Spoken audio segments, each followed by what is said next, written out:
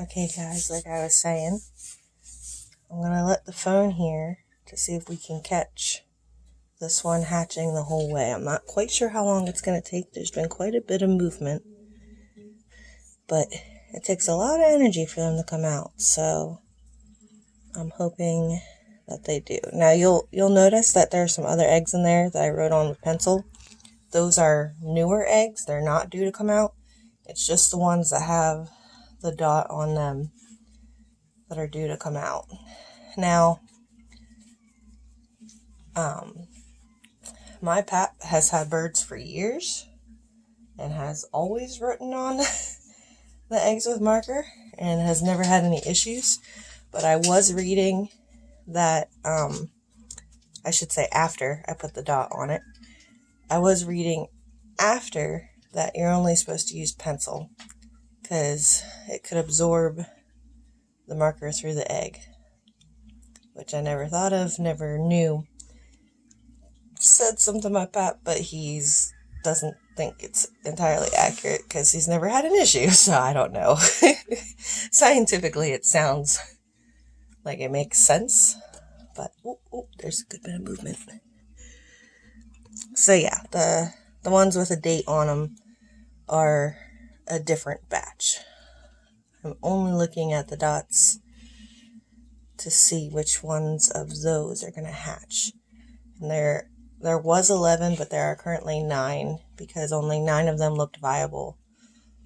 The other 2, I was worried that they were going to explode in the incubator because they did not look. Ooh, he's pushing, or she. The other ones did not look like they had anybody home, so we got rid of those just in case, but we should have 9 babies.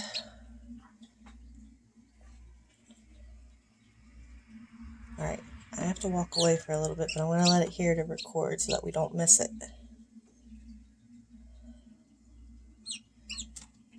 I keep wanting to walk away, but then I keep seeing more movement, and I don't actually want to miss it either, but I have other stuff to do too. Everybody else in the house is still asleep.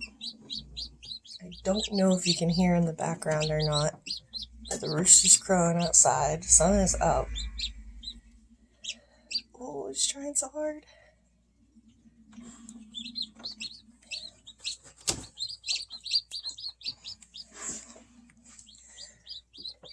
I'm going to go grab a tissue, and then I'll be right back, because I'm going to keep looking. Spring allergies have already started. Back up.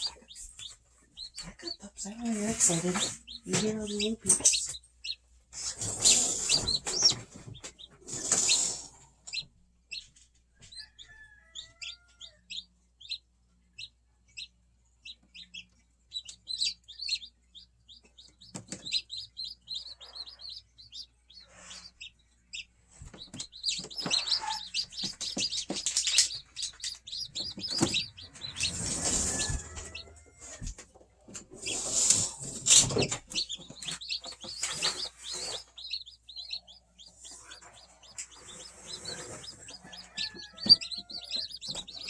Ooh, part of the shell's coming up.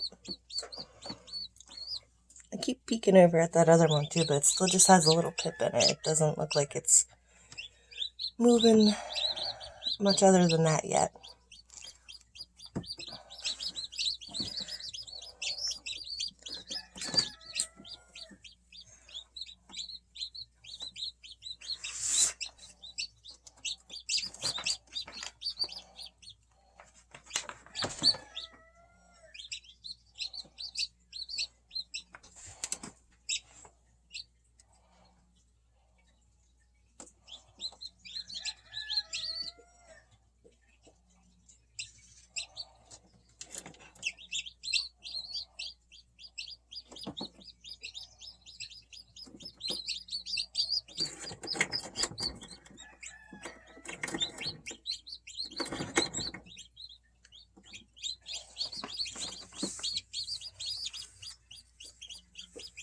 Oh geez, I walked away for 2 seconds and he's coming out. Now don't mind I'll scoot this over a little bit so we can see him again. He's definitely messy. Definitely a little bit of lighter color than the other two, but I didn't see the other two come out. So I'm not entirely sure if they darkened up. I really don't think that one's going to darken up that much, though. He's very light colored. Kind of. Yeah, as you can see, there's lots of condensation in there because we have to keep the humidity high so that the ones that are still hatching, the eggs don't dry out. That's also why I have to keep it closed. I cannot open it until they are all dry and hatched.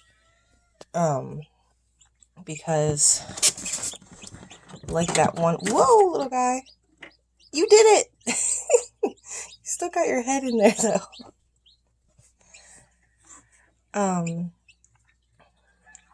Oh, you can do it. Now, like I said before, they are very messy, but there's their veins on the inside of the egg. You did it, buddy. You did it. Yeah, I know, it's tiring. Jeez. This is a lot of work. You're definitely a lot lighter colored than the other two. They're taking little power naps. You're like, yes, me too. But yeah, like I was saying with the egg, those are the veins and stuff I was talking about when we did the candling. That's how we knew that the egg was viable. I just realized I keep using that word. Viable means that we know for sure that a baby is in the egg, because not all eggs have babies. Only ones that are, only eggs that have a rooster around the hens can have babies. If you have only chickens, they will continue laying eggs, but there just won't be any babies inside. So like the eggs that you get from the grocery store, typically, depending on what farm they came from, do not have, they're not viable eggs typically, because typically they're just from the chickens. Now, that little thing you see hanging off is actually part of the umbilical cord type. I don't know if it's actually called that for chicks, but that's what it is for most babies. It's part of the yolk sac, so they're still getting all their nutrients like food and water, like you would normally eat, is still coming out of that which came out of the egg. It's what feeds them while they're growing. So that's another reason that even though they're in the incubator and they're going to have to stay in here for at least a day, maybe 2, until they have all hatched and are dry. That's why you don't have to worry about giving them water or food, because they're still getting all the nutrients they need from the little yolk sac that's on the umbilical cord, and it will just fall off when they're done with it. Got a little piece of shell on your butt. I feel like I got off on a tangent a little bit. As you can see, it has a little picture of a egg hatching, and it says temp OK. For this, I keep wanting to call it a humidifier. It technically is, but it's an incubator. You need it between 99.5 degrees and 103 at the most, depending on, oh, little buddy, depending on where you have it located and if there's a draft in the room. Let me check over here again. You can see that's the one that has a little pip. I thought I saw movement in the corner of my eye, but now I don't see movement yet. You can see the empty eggshells.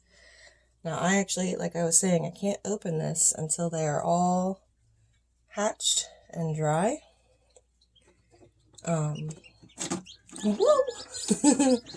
Or else I would take those shells out, but since this guy is pipped, if I take those shells out and if I open this and take the shells out, the humidity will immediately go down,